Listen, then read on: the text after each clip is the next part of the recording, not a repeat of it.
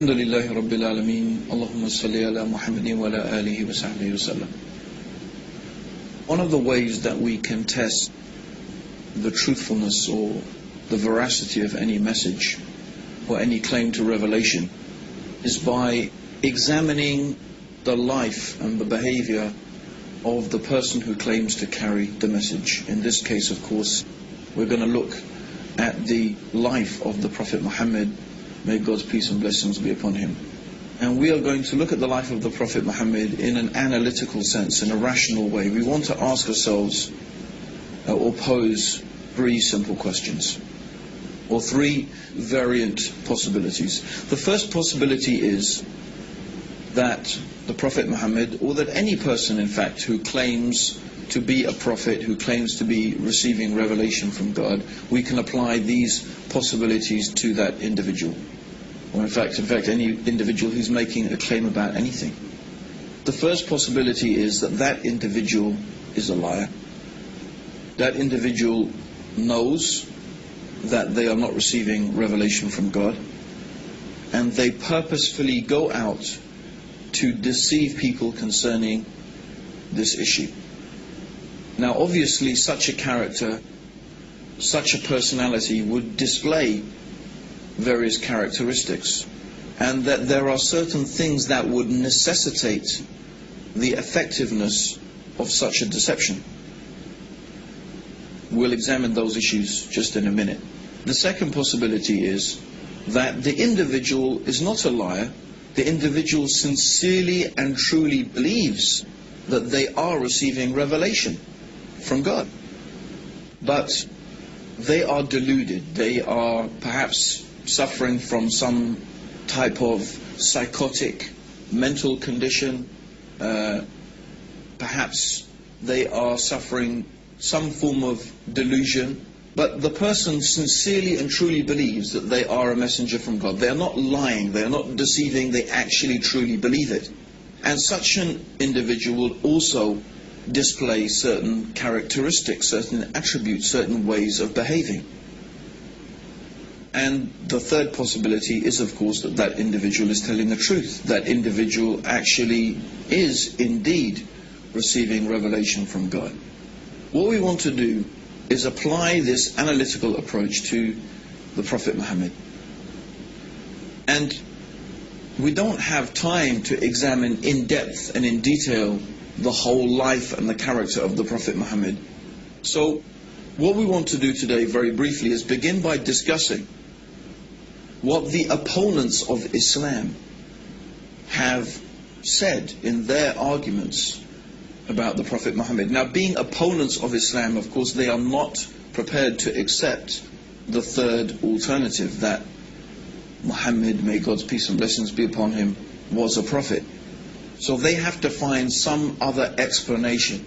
They have to come to some other conclusion as to why Islam is the way it is. How did the information in the Quran come to be the way it is? How do we explain the behavior and the life and the teachings of Prophet Muhammad and the whole of Islam? Since they can't accept that he is a prophet of God, they must find an alternative explanation.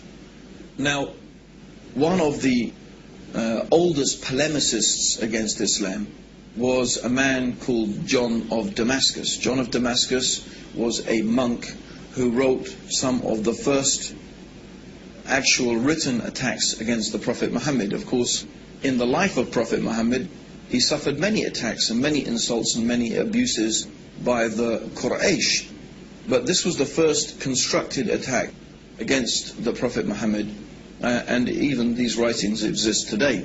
And John of Damascus posited the argument that Muhammad had invented Islam. He was a liar. The whole thing was contrived, the whole thing was invented. And in order to explain the information in the Quran, John of Damascus said that the Prophet Muhammad learnt it from a Nestorian priest. The Nestorians are a sect of Christianity.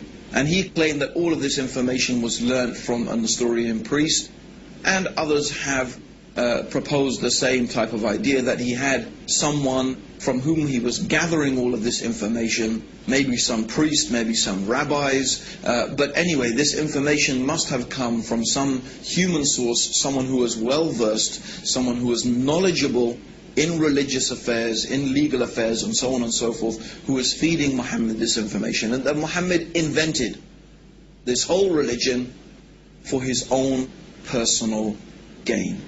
So this is one proposition.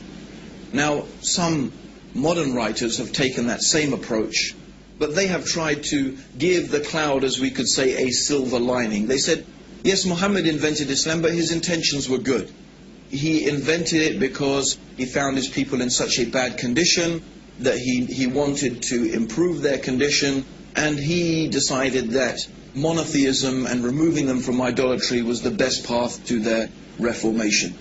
But it still leaves the question, from where did Muhammad get this information from that we find contained in the Quran and in the teachings of the Prophet Muhammad? It still leaves us with the position that he must have lied, he must have invented it, he must have got that information from somewhere. So this is one particular group of writers have gone down this line. And they obviously will not accept that the Prophet Muhammad is a messenger from God. The other group has taken a different approach. They examined the life of Prophet Muhammad, and they said that, well, everything we can see about this man, from his character, from his personality, from the way that he behaved, from his personal characteristics that he displayed to his wives, to his companions, and so on and so forth, shows that this man genuinely believed that he was a messenger of God, because he did not behave in the manner and with the characteristics of a liar. In fact, as we have previously mentioned, he was known amongst his people for his truthfulness, his trustworthiness, and his honesty. One of the nicknames that the pagan Arabs had given to Prophet Muhammad before he claimed prophethood was Al-Amin, and Al-Amin means in Arabic the truthful and the trustworthy. He was well known amongst them for his honesty, his truthfulness in his dealings, and his sincerity. And these characteristics the Prophet Muhammad continued to display throughout all of his life. And so they said, well, the Prophet Muhammad manifested this apparent and obvious sincerity and truthfulness. We don't find duplicity in his character. We don't find deceitfulness in his character. So they said, no, we cannot accept that the Prophet Muhammad was a liar. Therefore, we believe that he was deluded. He was suffering from some psychotic condition, some form of epilepsy, some neurosis that made him believe that he was a prophet. But he was a very sincere individual, although concerning the issue of being a prophet of God, of course, we don't accept that. This is what they claim. Therefore, they explain the life of Prophet Muhammad, and they explain him by saying that he was suffering some type of delusion. Now, what is interesting is when we bring both of these two ways of describing or explanation for the life of Prophet Muhammad together, when we bring them together, we are left with a problem. And the problem is this, is these two different ways of examining the life of Prophet Muhammad actually contradict each other. The first one says that we need to explain the information in the Quran. We need to explain its deep knowledge of theology, of philosophy, of law, of religion, of history, of science, and all of these things are manifest and clear in the Quran. Where did this knowledge and information come from? These people say, well, the Prophet Muhammad must have learnt it from someone. But the other is that the Prophet Muhammad was honest and truthful and trustworthy. So on one hand we need, or the people who are trying to attack the Prophet Muhammad and say that he's not a prophet, they need on one hand to say he was a liar, and they need to say that to explain the information in the Quran. On the other hand, they need to say that he was deluded, because that's the only way that they can explain his truthfulness and his sincerity. But of course, somebody can't be a liar and be deluded both at the same time. You can't be a liar and be deluded both at the same time. You can only have one or the other. But they need both in order to completely and properly explain the life of Prophet Muhammad. Let's further explain that. If you are deluded and you think that you are a messenger of God, when someone asks you a question, or when you are confronted with a problem, you don't think, oh, let me run off and ask my source of information, my rabbi or my priest who's teaching me things, because you don't need to, because you think God is going to reveal that to you. So a deluded person does not go off seeking information from someone or somewhere, because that person believes that God is going to reveal that information to them. This is how a person who is deluded into thinking they are receiving revelation behaves. So we see the impossibility of having both things at the same time. Of course, a simple way to reconcile these conflicting opinions is that the information in the Quran concerning theology and philosophy and history and science and so on and so forth is there because this knowledge has come from God. And the sincerity and the truthfulness of the Prophet Muhammad is there because he was exactly what he claimed to be, a messenger of God. And in fact, this is the sincere and honest way to reconcile these two things, to come to the rational conclusion that the Prophet Muhammad must be what he claimed to be, a messenger of God. Now, I just want to use 3 incidents from the life of the Prophet Muhammad. There are so many that we could use and so many things that we could illustrate our examples with from the life of Prophet Muhammad. In fact, I do encourage everybody to get hold of a good, authentic life history of the Prophet Muhammad, written by a Muslim, and read it for yourself. And I am sure that if you are sincere and you are honest to yourself, that you'll be convinced that this man is a messenger of God. But I want to take only a few examples. The first example I want to take is in the early days of Islam, when the Prophet Muhammad had begun preaching his message, and the pagan Arabs, the leaders of pagan Arabian society, began to realize that the message of Islam was not going to go away. In fact, more and more people were becoming Muslim.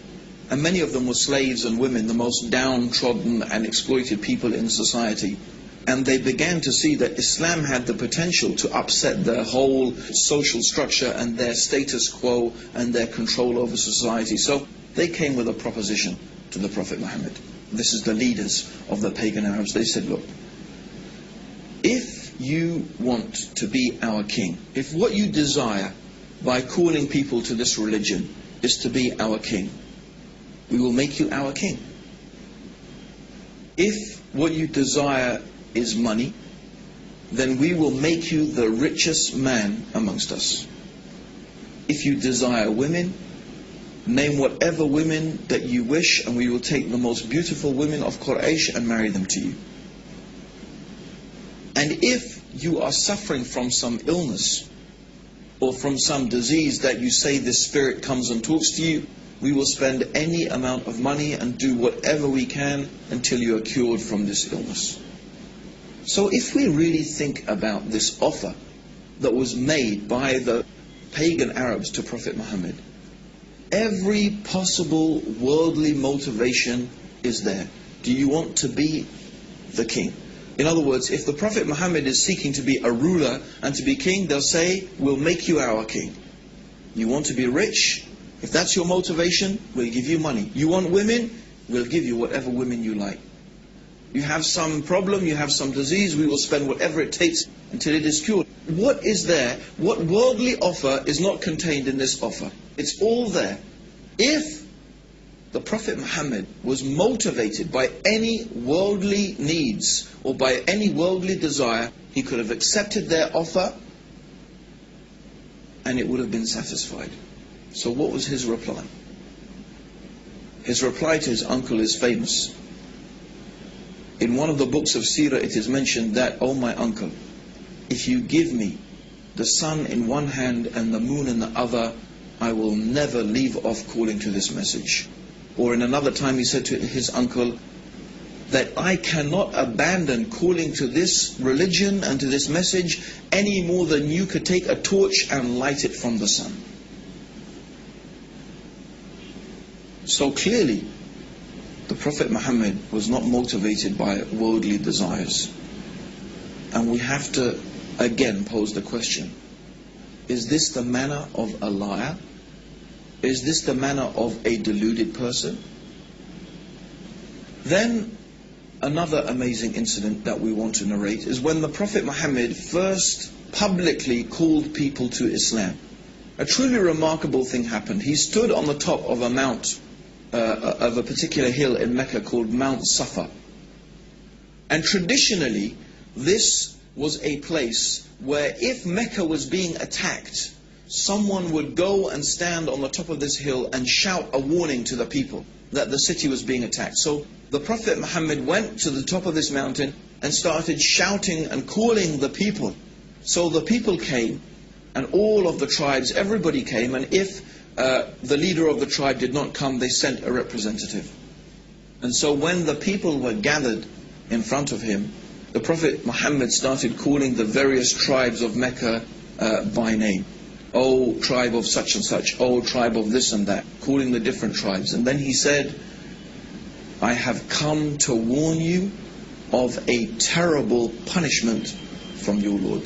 I have come to warn you of a terrible punishment from your Lord." When one of the uncles of Prophet Muhammad heard this, his name was Abu Lahab, he started insulting the Prophet. He started cursing the Prophet Muhammad. "May your face be rubbed in the dust. Is this what you wasted our time for, Muhammad? For this? You wasted our time for this? We could have been earning money in the marketplace and you wasted our time for this?" And this is when some verses of the Quran were revealed. These verses of the Quran are very well there. It's one of the short chapters at the end of the Quran. Tabat yada abi lahabin wa tab. But very briefly, that's not the whole chapter, but what the meaning of this chapter is that this small verse of the Quran is saying that you, Abu Lahab, and your wife, you are going to be in the hellfire because of your persistent disbelief. Now, Abu Lahab was a character that whatever the Prophet Muhammad said, this man would contradict it. In fact, when the Prophet Muhammad used to go and try and teach the people and talk to them about Islam, Abu Lahab would follow behind him, and then he would warn the people and say, "This man is a liar, this man is trying to misguide you, don't listen to him, will you abandon the religion of your ancestors," and so on and so forth. So every time the Prophet was trying to call the people to the beauty of the worship of the one God, to this true religion, this man would contradict him. But all this man, Abu Lahab, ever needed to do to almost demolish Islam was to testify that there is only one God, Allah, and that Muhammad was the messenger. And then he could say, "Well, I'm a Muslim now, but what are you going to do with this verse of Quran that says that I'm going to be in the hellfire and that I will die a disbeliever?" But for 10 years, these verses of the Quran and this Abu Lahab existed side by side. But he could never take this testimony of faith. Would a liar behave like that? Would someone who is inventing something begin with such a dangerous challenge? People who are lying and people who are deceivers, they're usually very careful and manipulative in the way in which they deal with things. But these verses of the Quran show the complete honesty and the complete sincerity and the forthrightness of this message of Islam. Believe in Allah and His Messenger, or you will face a terrible punishment from Allah. And when this man Abu Lahab protests and he starts insulting, then these verses come from God to the Prophet Muhammad. You are going to suffer eternally for your disbelief. This is not a very, if you were a conniving person, lying and deceiving, I don't think this is the way that you would think of starting your message, because then the man would say, but actually I was really thinking about becoming Muslim and I wanted to embrace Islam. And you would look really a fool. So we see that, and this is what we mean, is that when you're looking at the life and the teachings of the Prophet Muhammad, you do not find the characteristics of a deceiver and of a liar. Yet when we go and we examine the Quran, we find all this knowledge, all this information, that even some of these things scientists have only begun to discover today. It's truly remarkable. Now there's one final incident I want to mention that is really, again, a very strong and very clear illustration that the Prophet Muhammad must have been a messenger from God. And this is some later time in Medina. The Prophet Muhammad had a son. The son, his name was Ibrahim, and the Prophet Muhammad, of course, may God's peace and blessings be upon him, you know, he longed for a son, and he had this beautiful son. His name was Ibrahim. But when Ibrahim was 6 months old, just 6 months old, this baby died actually in the arms of the Prophet Muhammad. Now, on the very same day which the son, the child of the Prophet Muhammad had died, there was an eclipse of the sun. So imagine that. The Prophet Muhammad's son dies, and the very same day there is an eclipse of the sun. And I'm sure there's many people, even right now, who would say, that's it for me. If there was an eclipse of the sun on the same day that his son died, he must be a prophet of God. You would think of it that it's a type of proof. And in fact, in those days, when people were very superstitious, they started running out of the buildings. They had heard that the Prophet Muhammad's son had died, and now they were seeing an eclipse of the sun, and they started coming out of their houses saying, look, even the sun darkens for the death of the child of Prophet Muhammad. So this is what the people were saying. Now imagine, if you had been spending so many years lying to people, trying to fool them about this thing, you would say, you see, I told you, the thing I've been telling you all along, you see, this is a proof from God. And if you are deluded, you would be thinking, yes, this is a sign from God to show that I'm a messenger. But what did Prophet Muhammad do? He called the people and he said to them, and when he called them, he assembled them in front of them, he said, this is just the sun and the moon. And they are from the natural ayat of God, the natural processes that God has made. And the sun and moon does not eclipse or rise or set for the death or the birth of any man. So when you see this, pray to your Lord. Is this the words of a deluded person? Are these the words of a liar? No. These are the words of a man who was exactly and truly what he claimed to be, the last and final messenger of God, who has brought the guidance for the peace and the benefits of all humanity until the day of judgment. And this is what we invite you to, based upon your reason and your understanding, that you can think and examine and look, read the Quran, study the life of the Prophet Muhammad, be sincere and be honest, and we feel sure that you will be convinced that there is indeed nothing worthy of worship except the one God, the Creator, Allah, and that Muhammad, may Allah's peace and blessings be upon him, is the last and final messenger from Allah. May God's peace and blessings be upon you all, and may God guide all of us closer to the truth. Assalamu alaikum wa rahmatullahi wa barakatuh.